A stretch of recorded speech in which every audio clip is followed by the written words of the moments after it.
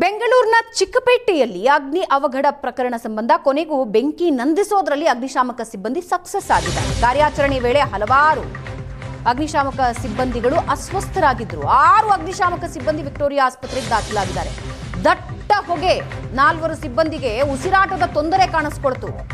ಕೆಲವರಿಗೆ ಸಣ್ಣ ಪ್ರಮಾಣದ ಗಾಯ ಆಗಿದೆ, ಬೆಂಕಿ ತಗುಲಿದೆ, ಗಾಯಗಳಾಗಿವೆ. ಗಾಯಾಳು ಅಗ್ನಿಶಾಮಕ ಸಿಬ್ಬಂದಿಗೆ ವಿಕ್ಟೋರಿಯಾದಲ್ಲಿ ಚಿಕಿತ್ಸೆ ನೀಡ್ತಾ ಇದ್ದಾರೆ. ದಟ್ಟ ಹೊಗೆಯ ನಡುವೆ ಬೆಂಕಿ ಕೆನ್ನಾಲಿಗೆ ಎಷ್ಟು ಆರಿಸಿದ್ರೂ ಮತ್ತೆ ಬೆಂಕಿ ಕಾಣಿಸ್ಕೊಂಡಿತ್ತು. 6 ಜನ ಸಿಬ್ಬಂದಿ ವಿಕ್ಟೋರಿಯಾ ಆಸ್ಪತ್ರೆಗೆ ದಾಖಲಾಗಿದ್ದಾರೆ. ಆ ದಟ್ಟ ಹೊಗೆಯಲ್ಲಿ 4 ಜನರಿಗೆ ಉಸಿರಾಟದ ತೊಂದರೆ ಕಾಣಿಸ್ಕೊಳ್ತು. ಕೆಲವರಿಗೆ ಗಾಯಗಳಾಯಿತು. ದೃಶ್ಯದಲ್ಲಿ ನೀವು ನೋಡ್ತಾ ಇದ್ದೀರಿ, ಪ್ರಥಮ ಚಿಕಿತ್ಸೆ ಕೊಡ್ತಾ ಇದ್ದಾರೆ. ಬೆಂಕಿ ನಂದಿಸೋದಕ್ಕೆ ಹೋಗಿದ್ದ ಅಗ್ನಿಶಾಮಕ ಸಿಬ್ಬಂದಿ ಹಲವರಿಗೆ ಬೆಂಕಿ ತಗುಲಿದೆ. ಕೆಲವರಿಗೆ ಈ ದಟ್ಟ ಹೊಗೆಯಿಂದಾಗಿ ಉಸಿರಾಟಕ್ಕೆ ಸಮಸ್ಯೆಯಾಗಿದೆ.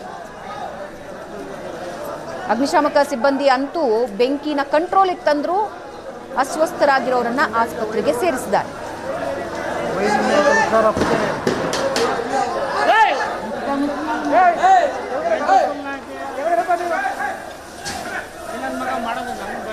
ಬಗ್ಗೆ ಇನ್ನಷ್ಟು ಡೀಟೇಲ್ಸ್ ಹಂಚಿಕೊಳ್ತಾರೆ ಪ್ರಜ್ವಲ್. ಈಗ ಅಸ್ವಸ್ಥರ ಸ್ಥಿತಿ ಹೇಗಿದೆ? ಕಂಪ್ಲೀಟ್ ಬೆಂಕಿ ನಂದಿಸಿ ಆಗಿದೆಯಾ?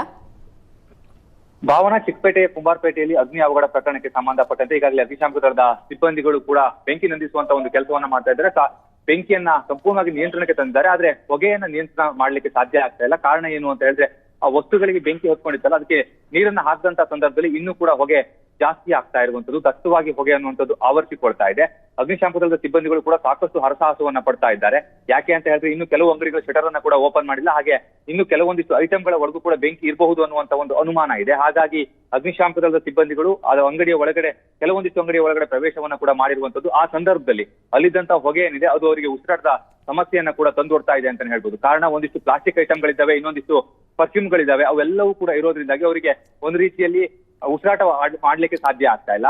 ಮತ್ತೊಂದು ಕಡೆ ಅವರಿಗೆ ವಾಮಿಟ್ ಬರೋ ರೀತಿಯಲ್ಲಿ ಆಗ್ತಾ ಇತ್ತು. ಯಾಕೆ ಅಂದ್ರೆ ಆ ಕಡೆ ಟೆಂಟ್ ಏನಿರುತ್ತೆ ಅದೆಲ್ಲವೂ ಕೂಡ ಪರ್ಫ್ಯೂಮ್ ಬಾಟಲ್ಗಳೆಲ್ಲವೂ ಎಲ್ಲವೂ ಕೂಡ ಅಗ್ನಿಗೆ ಆಹುತಿ ಆಗಿರೋದ್ರಿಂದಾಗಿ ಅಲ್ಲಿ ಸಾಕಷ್ಟು ಸ್ಮೆಲ್ ಅನ್ನುವಂಥದ್ದು ಬರ್ತಾ ಇದೆ. ಹಾಗಾಗಿ ಅವರಿಗೆ ಉಸಿರಾಟದ ಸಮಸ್ಯೆ ಆಗ್ತಾ ಇದೆ ಅನ್ನುವಂತ ಒಂದು ಮಾಹಿತಿಯನ್ನು ಕೂಡ ಅಲ್ಲಿನ ಅಗ್ನಿಶಾಮಕ ದಳದ ಅಧಿಕಾರಿಗಳು ಕೂಡ ಕೊಟ್ಟರು. ಅದೇ ರೀತಿಯಲ್ಲಿ ಕೆಲವರಿಗೆ ಸ್ವಲ್ಪ ಮಟ್ಟಿಗೆ ಗಾಯಗಳು ಕೂಡ ಆಗಿರುವಂತದ್ದು, ಸಣ್ಣ ಪುಟ್ಟ ಗಾಯಗಳಾಗಿದೆ. ಅವ್ರನ್ನ ವಿಕ್ಟೋರಿಯಾ ಆಸ್ಪತ್ರೆಗೆ, ಕೆಲವರನ್ನ ಬೆಳಗ್ಗೆಗೆ ದಾಖಲು ಮಾಡಿದ್ರು. ಈಗ 4 ಜನ ಅಸ್ವಸ್ಥರಾಗಿದ್ದು ಉಸಿರಾಟ ಸಮಸ್ಯೆಯಿಂದಾಗಿ ಅವರನ್ನ ಕೂಡ ವಿಕ್ಟೋರಿಯಾ ಆಸ್ಪತ್ರೆಗೆ ದಾಖಲಿಸಿ ಚಿಕಿತ್ಸೆಯನ್ನ ಕೂಡ ಕೊಡಲಾಗ್ತಾ ಇರುವಂತದ್ದು. ಯಾವುದೇ ರೀತಿಯಲ್ಲಿ ಕೂಡ ಪ್ರಾಣಕ್ಕೇನು ಸಮಸ್ಯೆ ಅನ್ನುವಂಥದ್ದಿಲ್ಲ. ಸ್ವಲ್ಪ ಪ್ರಮಾಣದಲ್ಲಿ ಅವರಿಗೆ ಉಸಿರಾಟದ ಸಮಸ್ಯೆ ಅನ್ನುವಂಥದ್ದು ಕಾಣಿಸ್ಕೊಳ್ತಾ ಇದೆ. ಅವರು ಆಕ್ಸಿಜನ್ ಮಾಸ್ಕ್ ಅನ್ನ ಹಾಕಿದ್ದಾರೆ, ಆದ್ರೂ ಕೂಡ ಅವರಿಗೆ ಉಸಿರಾಟ ಮಾಡ್ಲಿಕ್ಕೆ ಸಾಧ್ಯ ಆಗ್ತಾ ಇಲ್ಲ. ಯಾಕೆಂದ್ರೆ ಹೊಗೆ ಆ ಪ್ರಮಾಣದಲ್ಲಿ ಅಲ್ಲಿ ಆವರಿಸಿಕೊಂಡಿದೆ. ಆ ನಿಟ್ಟಿನಲ್ಲಿ ಆ ಅಗ್ನಿಶಾಮಕ ದಳದ ಸಿಬ್ಬಂದಿಗಳಿಗೆ ಕೂಡ ಕಾರ್ಯಾಚರಣೆಯನ್ನು ನಡೆಸಲಿಕ್ಕೆ ಸಾಕಷ್ಟು ಸಮಸ್ಯೆ ಆಗ್ತಾ ಇರುವಂತದ್ದು.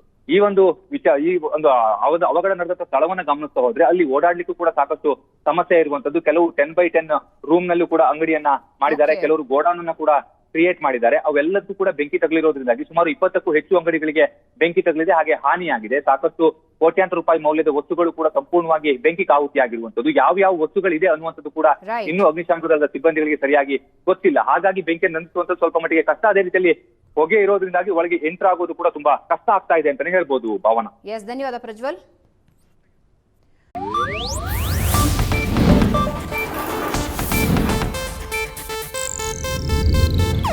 ಇದು ಏಷ್ಯಾನೆಟ್ ನ್ಯೂಸ್ ನೆಟ್ವರ್ಕ್ ಪ್ರಸ್ತುತಿ.